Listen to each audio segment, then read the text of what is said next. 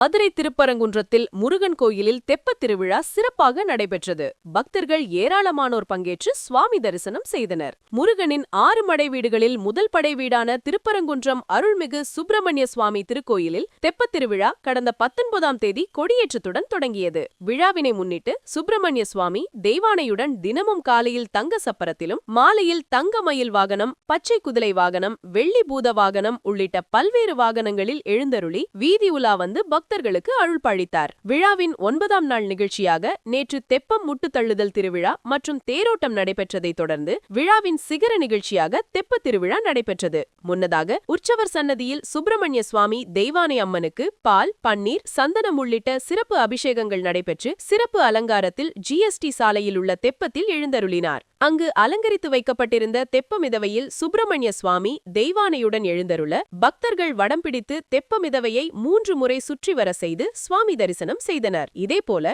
இரவில் மின்னொளியிலும் சுவாமி தெப்பத்தில் எழுந்தருளி 3 முறை சுற்றி வந்து பக்தர்களுக்கு அருள் பாலிக்கிறார். தொடர்ந்து தங்க குதிரை வாகனத்தில் சுப்பிரமணிய சுவாமி எழுந்தருளி சன்னதி தெருவில் சூரசம்கார லீலை நடைபெற்று வீதி உலா வந்து பக்தர்களுக்கு அருள் பாலிப்பார். விழாவிற்கான ஏற்பாடுகளை திருப்பரங்குன்றம் சுப்பிரமணிய சுவாமி திருக்கோயில் அறங்காவலர்கள் குழு மற்றும் கோயில் நிர்வாகம் மேற்பார்வையில் கோயில் பணியாளர்கள் சிறப்பாக செய்துள்ளனர்.